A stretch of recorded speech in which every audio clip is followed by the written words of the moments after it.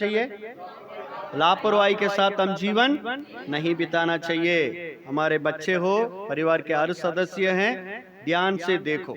हाँ, आपके चाल चलन का हिस्सा है, किससे बात करते हैं, किसके घर जाते हैं, क्या करते हैं, थोड़ा कभी कभी अपने बारे में भी देखना जरूरी है। और दूसरा है आलसीपन की जीवन नहीं बिताओ। आलसीपन का क्या मतलब है? आलसीपन का मतलब है, पहले हम देखते हैं 7 और 8 वचन में लिखा है, यानी वहां चींटियों के बारे में दिया। आप में से कितने लोग चींटियों को देखा है? देखे कैसे होता है? हाँ, बोलिए बोलिए, चींटियां कैसे होंगे? हाँ, काम करती है जी। हाँ, और बताइए, और क्या करती है चींटियां? हाँ, इकट्ठा करती है। और तो उनके लिए कोई नेता होता है? हाँ। देखिए, बढ़िया, बहन जी गौर करके देखी होगी, इसलिए बड़ी गल कर रही है। वेरी गुड, बड़ी अच्छी बात है। एक और पॉइंट है, वो सेंटर एक सेंटर पॉइंट किया होता, उन्होंने निश्चित किया होता। वो जो इधर से आती है ना, उधर नहीं आना है ना खाना, तो उधर से जो आ रही है वो इधर रख देती है, जो इधर वाली है वो आगे ले जाती है। हाँ, ठीक है, पर ध्यान दीजिए, है ना, चींटियां इतनी बढ़िया, देखो लाइन में जाती है, एक दूसरे के लिए साथ देता है, किसी दूसरों को रोकता नहीं है। और कभी भी आपने कोई चींटियों को सोते हुए देखा? कहीं आराम से, थोड़ा भैया अभी सुबह 8 ही बज रही है, मुझे थोड़ा सोने दो, ऐसे कोई कभी सोते हुए देखा चींटियों को? नहीं है ना। चलो, ये ठीक, ये देखो, ये अपने काम भी करता है, कभी सोता नहीं है, लाइन में जाता है। ध्यान दीजिए, तो ये चींटियों के लिए कोई बड़ा कोई है उनके ऊपर, उनको बोलने वाला कोई है?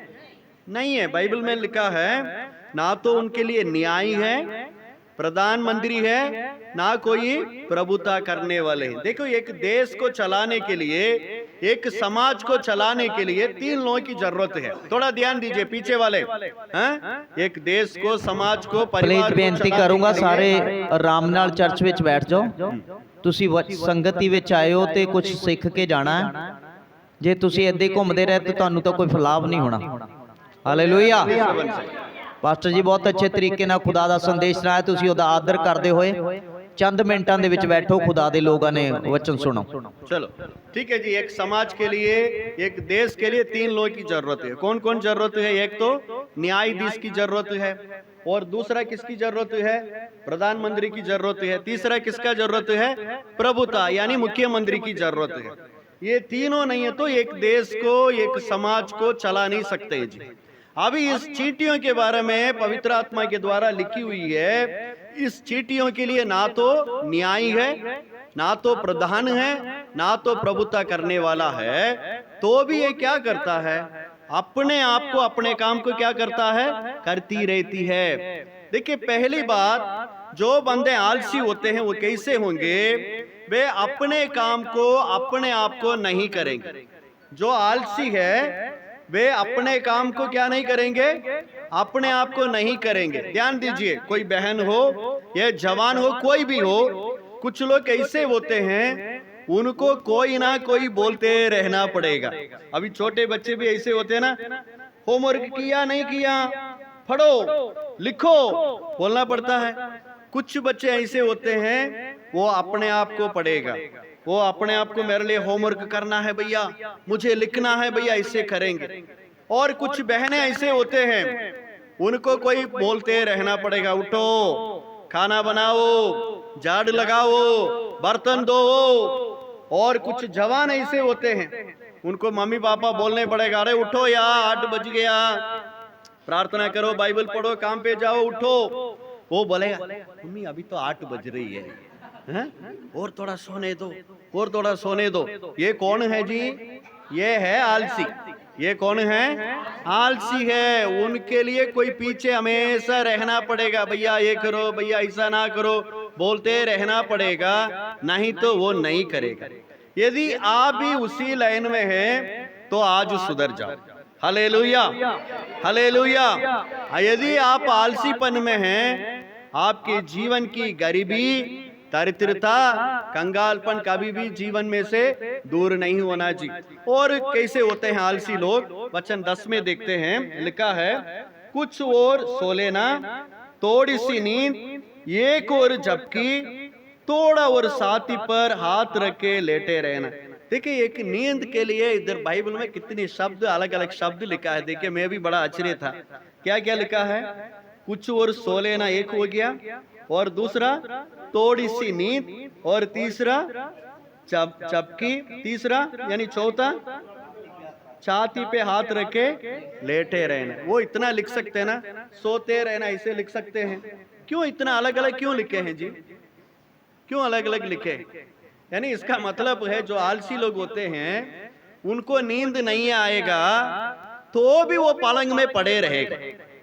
नींद नहीं आने से भी क्या करेंगे वो, उनको वो अच्छा लगता है, ऐसे पड़े रहेंगे। उनके लिए खाना भी उनकी मम्मी लेके आकर देना पड़ेगा, उनकी बहन उनको पानी लेके आकर देना पड़ेगा।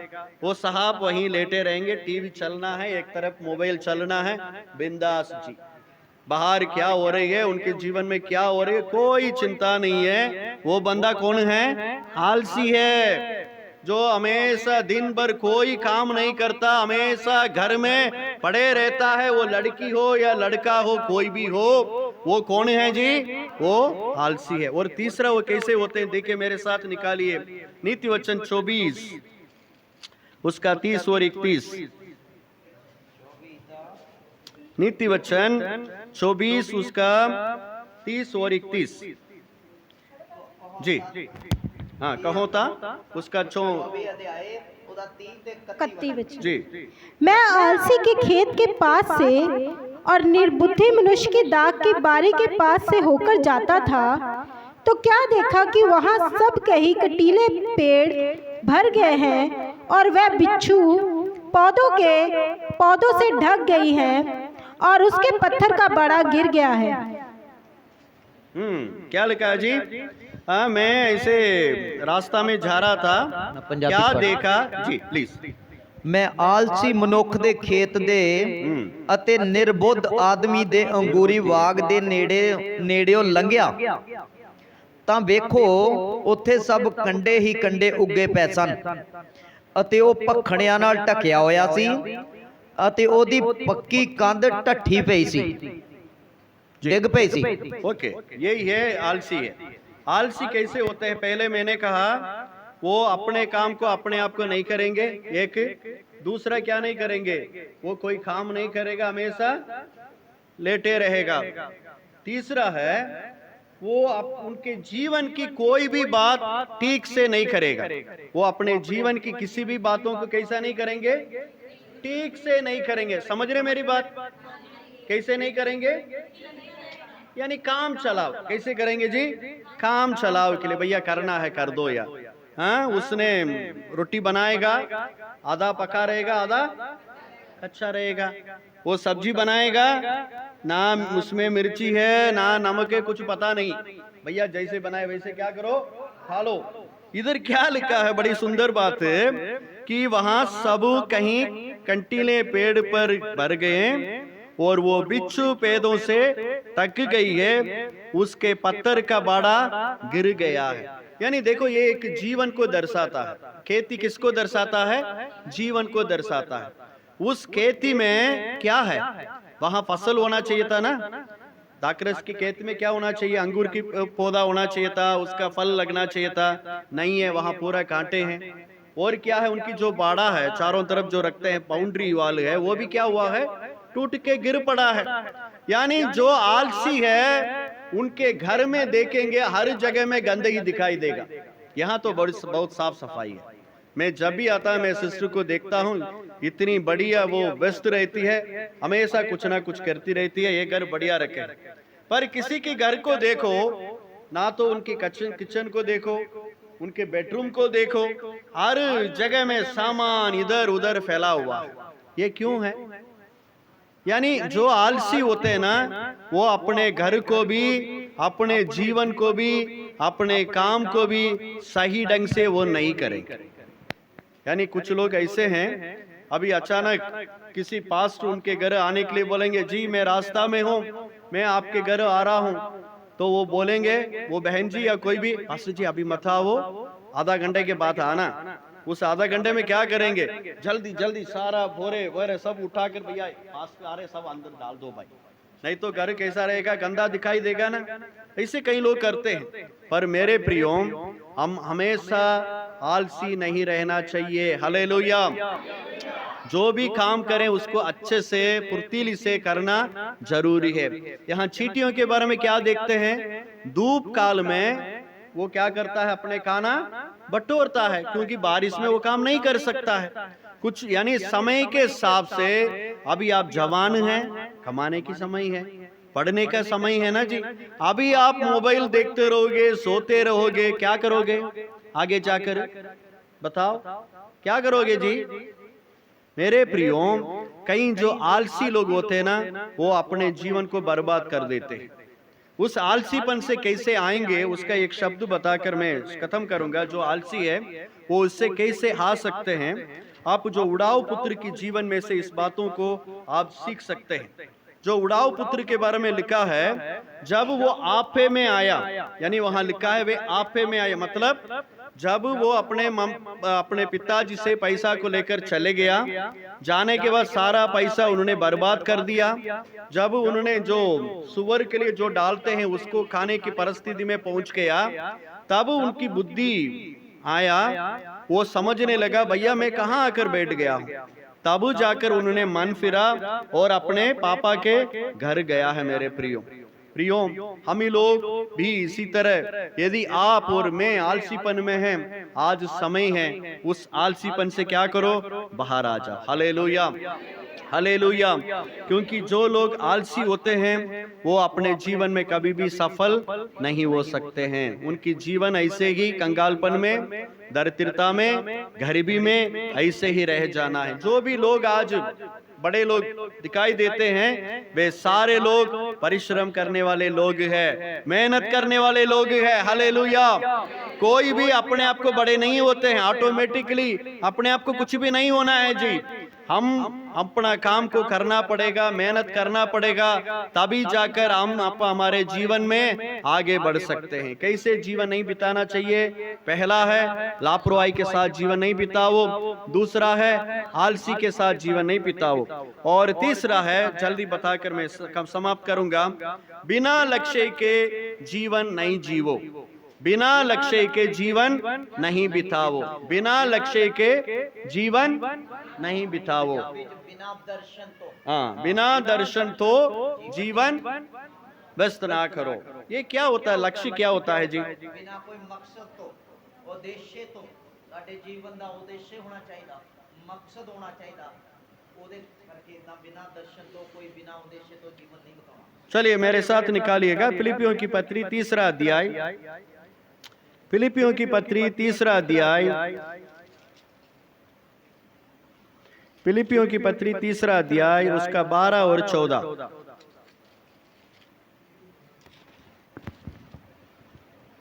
फिलिपियों की पत्री 3 अध्याय उसका 12 और 14 जी। ये मतलब नहीं कि मैं पा चुका हूँ या सिद्ध हो चुका हूँ, पर उस पदार्थ को पकड़ने के लिए दौड़ा चला जाता हूँ जिसके लिए मसीह यीशु ने मुझे पकड़ा था। हे भाइयों, मेरी भावना ये नहीं कि मैं पकड़ चुका हूँ, परंतु केवल ये एक काम करता हूँ कि जो बातें पीछे रह गई हैं उनको भूलकर आगे की बातों की ओर बढ़ता हुआ निशाने की ओर दौड़ा चला जाता हूँ, ताकि वह इनाम पाऊँ जिसके लिए परमेश्वर ने मुझे यीशु में ऊपर बुलाया है। आमीन, आमीन। हालेलुया। पौलुस इधर कहता है कि मैं कैसे दौड़ रहा हूँ, निशाने की ओर दौड़ा चला जाता हूँ ताकि वो इनाम पाऊं जिसके लिए परमेश्वर ने मुझे मसीह यीशु में ऊपर बुलाया है। यानी देखो, ध्यान, आप मेरी बात गलत समझ रहे हैं? हाँ जी बोलिए, सब समझ रहे हैं? आप लोग कहाँ हो, मेरे साथ है या घर में है? जल्दी कर तो करम पास्टर जी, खत्म करो। हाँ, अब बड़ी गल कर दे हो। हाँ, ऐसे मत बोलना। हालेलुया। थोड़ा सुन लेना, आपके लिए ही, प्रभु आपको आशीष करेगा। देखिए मेरे प्रियो, मैंने कहा हमें लापरवाही के साथ जीवन नहीं बिताना चाहिए, और आलसीपन के साथ जीवन नहीं बिताना चाहिए। और तीसरा है बिना लक्ष्य के साथ जीवन नहीं बिताना चाहिए। यदि आप इस चर्च में आ रहे हो, आपके प्रति परमेश्वर के पास एक योजना है। यदि आप इस दोगड़ी गांव में जन्मे हो, उसी के प्रति परमेश्वर, आपके प्रति परमेश्वर के लिए क्या है, एक योजना है। आप ऐसे ही आकर वैसे जा नहीं सकते हैं। आपके प्रति परमेश्वर के पास क्या है जी, योजना है। तो इसलिए इधर पौलुस क्या कहते हैं, देखिए, मैं निशाने की ओर दौड़ा चले जाता हूं। यानी पौलुस जो प्रेरित था, प्रभु के सेवक थे, वो कह रहे हैं मेरे पास एक लक्ष्य है जी। क्या है जी? एक लक्ष्य है, एक दर्शन है, एक काम है। वो क्या काम है वो आगे मैं बताऊंगा। पर पौलुस अपने जीवन में एक लक्ष्य के साथ अपने जीवन को बिताया है। अभी आपके जीवन में क्या लक्ष्य है, आपका क्या दर्शन है? जवान इधर ध्यान दो, आपके जीवन का क्या लक्ष्य है? हाँ जी जवान बताओ, आप लोगों की जीवन की क्या लक्ष्य है? क्या पता पास्टर जी, हाँ क्या गल कर दे हो? हाँ हाँ बताओ क्या लक्ष्य है जी, बोलो, ध्यान दे, बताइए बताइए, कोई तो बताओ क्या लक्ष्य है? बैंक साहब, हाँ जी, ये तो इन्होंने तो लक्ष्य पा चुके हैं। हाँ जी, और आगे, हाँ जी, हाँ प्रभु के पथचलों पर चलना है। क्या नाम है जी आपका? रवि, अरे बढ़िया, अच्छा नाम है, वेरी गुड। और आगे बोलिए बोलिए, क्या लक्ष्य है? अनंत काल के जीवन को प्राप्त करना। ये तो आत्मिकता में चले गया, ऐसे ही बोलिए, साधारण बोलिए आपके लिए। और क्या लक्ष्य? ये तो अच्छी गल है, नहीं गलत नहीं बोले, बढ़िया गल है, पर ये तो आत्मिकता की बात हो है ना, ऐसे। हाँ, प्रभु के कामों को करना है, प्रति सृष्टि का लक्ष्य यही है। वेरी गुड, और बोलिए।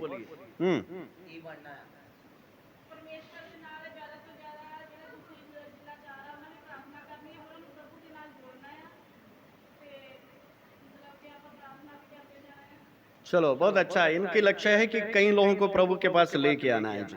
और किसी का क्या लक्ष्य है? हाँ, परमेश्वर, माता जी कह रही है मुझे परमेश्वर में बने रहना है। हाँ जी सेवियर, बोलिए, आप हाथ उठा लिया तो बताइए। हाँ बोलिए बोलिए, सुसमाचार को फैलाना है। आप सभी लोग आत्मिकता, बहुत आत्मिक लोग लगते हैं भाई। कोई ये नहीं बोल रहा है मुझे घर बनाना है, डॉक्टर बनना है, इंजीनियर बनना है जी, हाँ? एक अच्छे आदमी बनना है, ऐसे कोई नहीं कह रहा है। हाँ जी,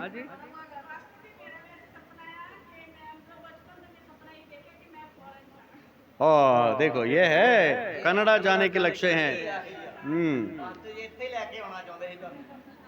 चलो बहुत अच्छा है, यानी मेरा ये बुरा नहीं है, यानी आपके जीवन में कोई लक्ष्य जरूरी है। अभी देखो उदाहरण के लिए, मैं गाड़ी लेकर मैं जा रहा हूँ इसी रोड पे, ठीक है जी, ध्यान दो।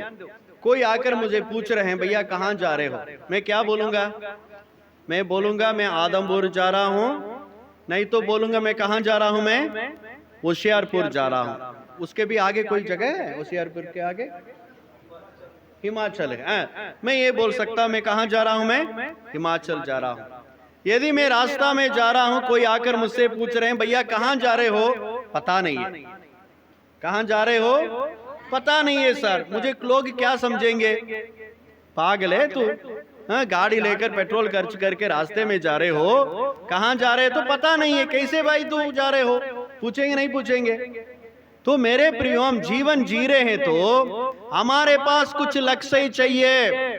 मेरे बच्चों को अच्छे एक इंसान बनाना है, हाँ? उनको पढ़े लिखे बनाकर अच्छे इंसान बनाना है, मुझे भी अच्छे इंसान बनाना है, मेरे लिए समाज के लिए कुछ करना है, यानी कुछ ना कुछ हमारे अंदर कोई लक्ष्य की जरूरत है।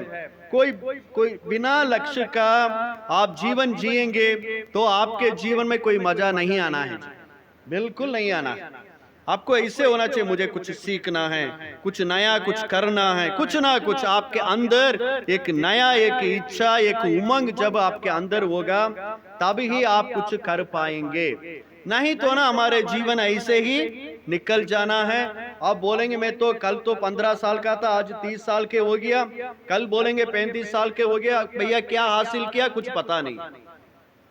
Hallelujah, hallelujah. ऐसे जीवन नहीं बिताओ। हमारे पास कुछ लक्ष्य होना चाहिए, उस लक्ष्य की ओर हमें दौड़ना बहुत जरूरत है। पौलुस का क्या लक्ष्य था? पौलुस का लक्ष्य ये था कि मेरे साथ आप निकाल कर पढ़ सकते हैं, वचन 7 से लेकर 11 तक है, तो उसकी 11 वचन में मैं पढ़ूंगा। वहां लिखा है कि मैं, या फिलिपियों की पत्री 3 अध्याय उसका 11 में, कि मैं किसी भी रीति से मरे हुए में से जी उठने के पद तक मैं पहुंचूं। ध्यान दीजिए, पौलुस का लक्ष्य क्या था?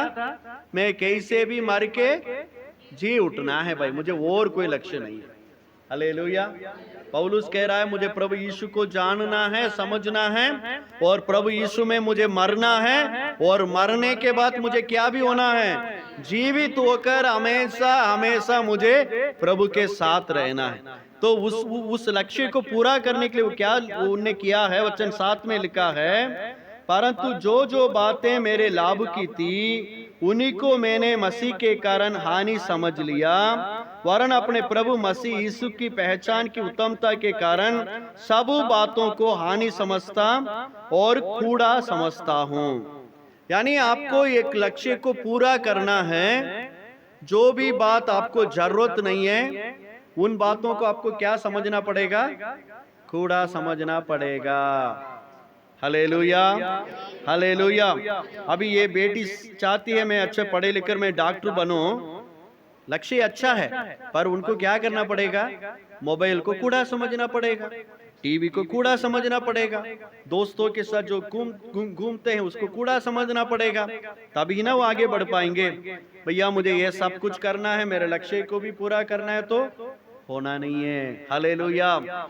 इसलिए पौलुस कहता है जो जो मेरे लिए लाभ का था उन सारी बातों को मैंने हानि समझा, कूड़ा समझा, उस बातों को मैंने क्या कर दिया? मैंने छोड़ दिया है, क्योंकि मुझे कुछ हासिल करना है। हालेलुया। जवान, यदि आपको कुछ हासिल करना है तो क्या करना पड़ेगा? क्या करना पड़ेगा? जो जो दोस्ती है, दोस्त है, उससे क्या करना पड़ेगा? कट मारना पड़ेगा। हाँ, तभी ही आप जीवन में कुछ हासिल कर पाओगे, नहीं तो कुछ भी हासिल नहीं कर सकते हैं। मेरे प्रियो, जीवन कैसे नहीं बिताना चाहिए? प्रभु यीशु मसीह के जीवन में से एक उदाहरण बोलकर मैं समाप्त करूंगा। मरकुस उसका 1:38, मरकुस 1 उसका 38, मरकुस 1:38। 38। उसने उनसे कहा, आओ हम और कहीं आसपास की बस्तियों में जाएं कि वहां भी प्रचार करूं, क्योंकि मैं इसलिए निकला हूं। ध्यान दीजिए, प्रभु यीशु यहाँ क्या हुआ है? प्रभु यीशु मसीह एक बड़ा सभा चलाया रात में, और अगला दिन सुबह प्रभु यीशु मसीह उठ के दूसरी जगह में जाकर प्रार्थना कर रहे थे। ध्यान दीजिए, तब चेले लोग आया, आकर कहने लगे, प्रभु यीशु वहां लोग आपको ढूंढ रहे हैं, तू आकर यहाँ क्या कर रहे हो? तब प्रभु यीशु ने उनको जवाब दिया कि उसने, यानी प्रभु ने उनसे कहा, आओ हम और कहीं आसपास की बस्तियों में जाएं कि मैं वहीं भी प्रचार करूं, क्योंकि मैं इसलिए निकला हूं। यानी प्रभु यीशु अपने जीवन के लक्ष्य को वो जानते थे। हालेलुया। वो किसके लिए आए हैं? वो सिर्फ एक ही जगह में बैठने के लिए नहीं आया। वो चेले लोग कह रहे हैं, प्रभु वहां बहुत सारे लोग आपको ढूंढ रहे हैं, पर प्रभु यीशु ने बोला, नहीं नहीं नहीं, ये नहीं है मेरा काम, एक ही जगह में रहो। नहीं नहीं, मेरा काम और भी जगह जाना है, और भी लोगों को मुझे चंगाई देना है, छुटकारा देना है, प्रचार करना है, इसलिए आओ निकले। यानी प्रभु यीशु मसीह अपने जीवन के लक्ष्य को वो जानते थे। वो किस लिए इस संसार में मनुष्य बनकर आया है? आप क्यों इस संसार में मनुष्य बनकर आए हो? क्यों आप जन्म लिए हो? क्या आप जानते हैं? आपके प्रति परमेश्वर की योजना क्या है? आप जानते हैं? आपके प्रति परमेश्वर का लक्ष्य क्या है? आप जानते हैं? प्रभु से पूछो, प्रभु मेरे बारे में आपकी इच्छा क्या है? मुझे आपने किस लिए मुझे बुलाया है, किसने आपने मुझे मेरे लिए नया जन्म दिया है, क्यों आपने मुझे इस चर्च में लेके आया है, कुछ उद्देश्य तो होगा, जरूर मुझे बताओ। जरूर परमेश्वर अपने उद्देश्य आपको बताएंगे।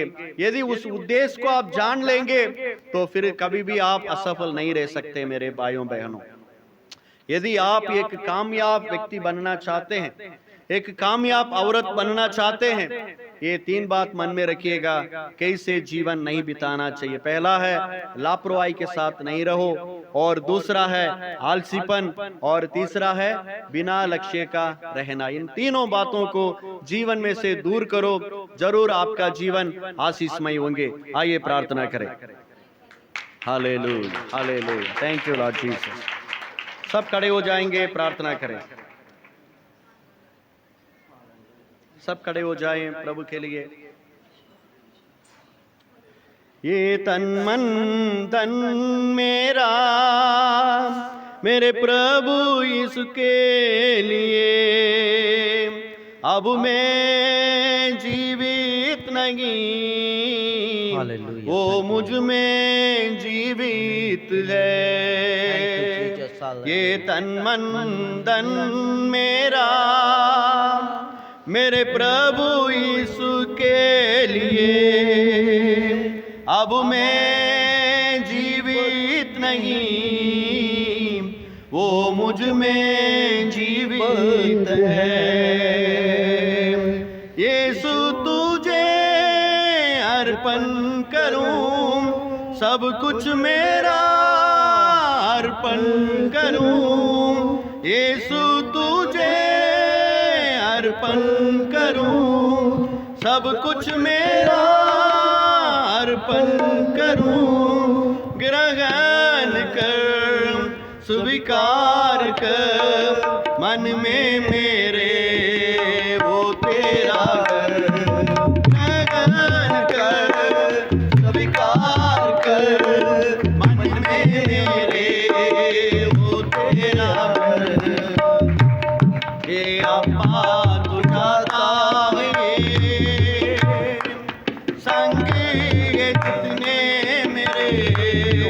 बाशिका सदा ही तुझ में रहे, तेरे चरणों में लिपटे रहे। सब मिलकर गा सकते, ये आपा बुझाता है, संग है दिए मेरे, सदा ही तुझ में रहे, तेरे चरणों में लिपटे रहे।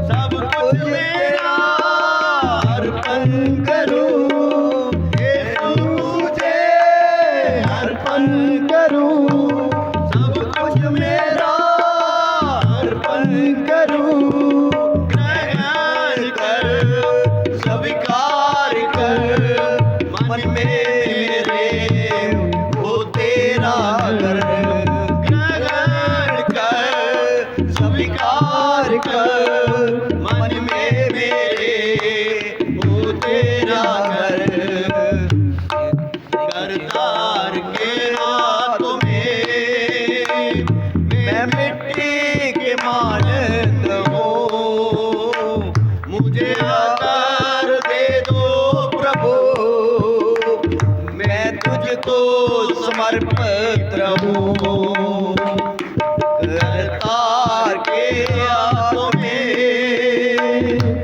मिट्टी के मानत हूँ। मुझे आकार दे दो प्रभु, मैं तुझको समर्पित हूँ।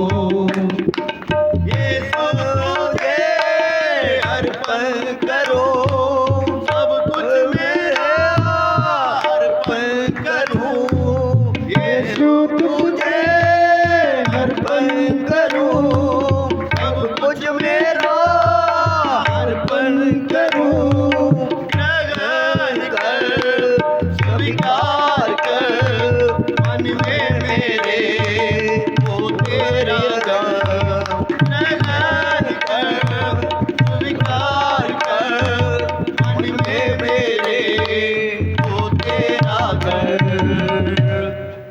हालेलुया।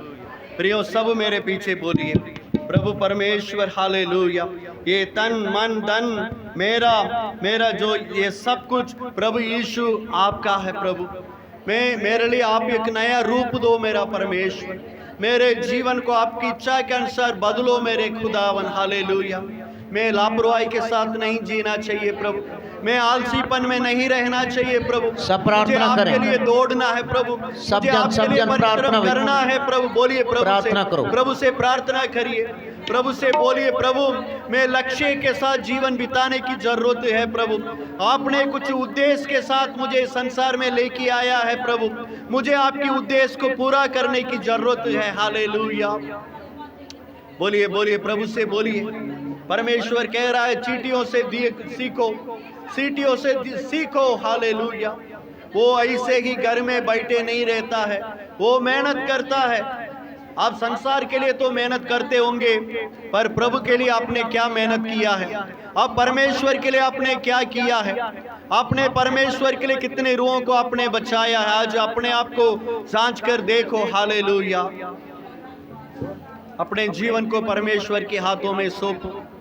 परमेश्वर हमारी करता है, वो हमें रूप देने वाला परमेश्वर है। उनसे प्रार्थना करो अपने हाथों को उठाकर, प्रभु मैं एक मिट्टी के समान अपने आप को आपके हाथों में समर्पित करता हूँ। प्रभु मेरे लिए एक रूप दो परमेश्वर, मेरे अंदर एक उद्देश्य को दो परमेश्वर।